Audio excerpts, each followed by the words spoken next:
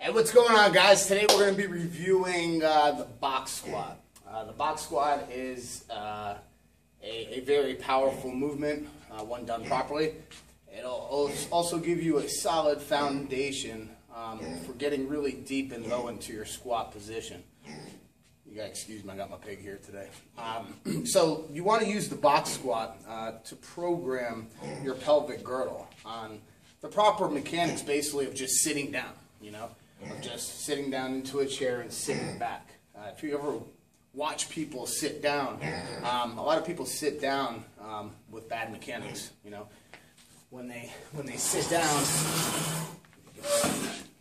down, they just have tendency to fall. Okay, with bad posture. See how my shoulders are rounded, back is rounded. Okay. When I teach someone how to squat, if I'm working with someone that has had a hip injury or is an elderly client who has developed poor mechanics over time, what I'll simply do is just work with them on sitting back and down into a chair. Okay? Sitting back and down and standing completely upright, keeping the torso upright. So this is very similar to the movement pattern with the box squat. So you want to come back, sit back, control it, okay, and then drive through the hips up.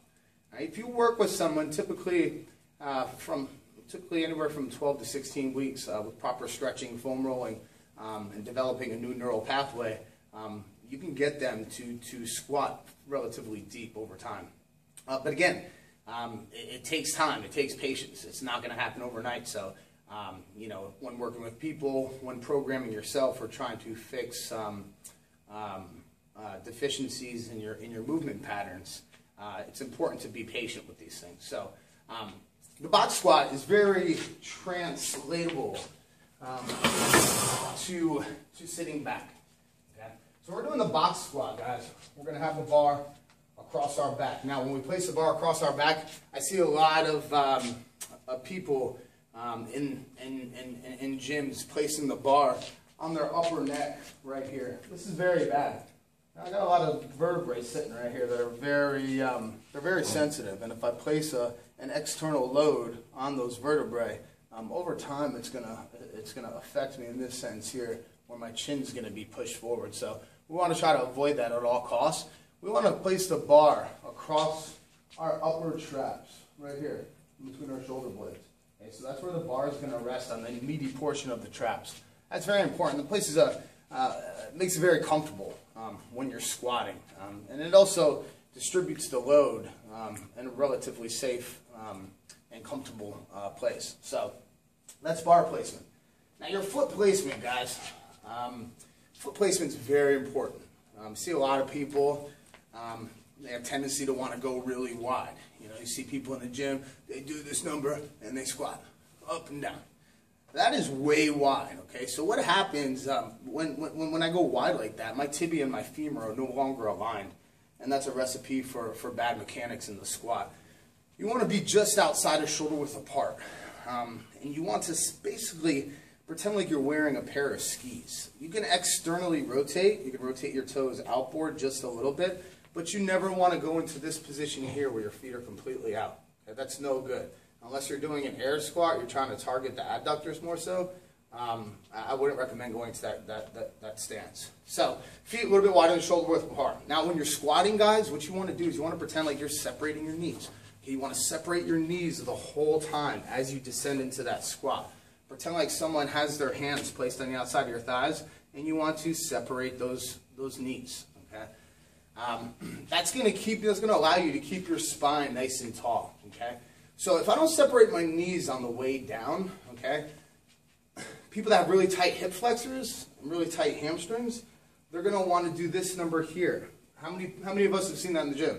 Okay, people squatting, and they do this number here. How safe does that look? Okay, how safe does that look coming down here? I have a bar resting on my shoulders. Okay, all of the load is now transferred forward. Okay, no good, no good, no good, no good. So if you're doing that, stop. Fix what you're doing. Important. All right, so foot placement, okay, just outside of shoulder width apart. So we want to bar placement, foot placement. Now, when you're sitting down onto the box, you want to get a 12-inch box. Okay, so I have a 12-inch box with a 25-pound bumper plate placed on top of it. Okay, that gives me That's going to put me right past parallel. Okay, so right past parallel of my knee. Okay, is where I want to be when I sit back. So, pretending like I have the bar, I'm going to be here. Okay, sit back, back. And you see how my hips dip back as I do that? Okay, and how explosive I am up. I sit back, back, back. Okay, and I really sit down into the box, noticing my spine stays nice and tall the whole time. Okay, I don't want to deviate from this position. I want to stand nice and tall out of it. Okay, so when you fire up out of the position, you want to fire hard, you want to fire fast. I'm going to deload the bar a little bit. I have 225 on there. I just got done hitting some speed squats. So I'm going to lighten my load a little bit. We're just going to focus on my technique here. And notice how my mechanics don't change from not having a bar to having the bar. Okay, so first thing I want to do is go through my order of operations. All right, so number one, I establish my foot position. Okay, bar is in a good place. Now, I just slightly raise my eye position. I don't want to bring my neck up. Slightly raise your eye position. Okay, keep your eyes fixated on something on the wall in front of you. Okay, so I have my bar. I start in the lockout position. Quads and glutes are engaged. I'm going to sit back, back, back onto the stool. Bam, fire it up. Okay, sit back, back, back, and fire through the hips. Shins stay vertical at all times. Very important. Okay? Knees stay in alignment with the toes. My knees are not bowing out. Sit back, back, back, dip, fire through the hips.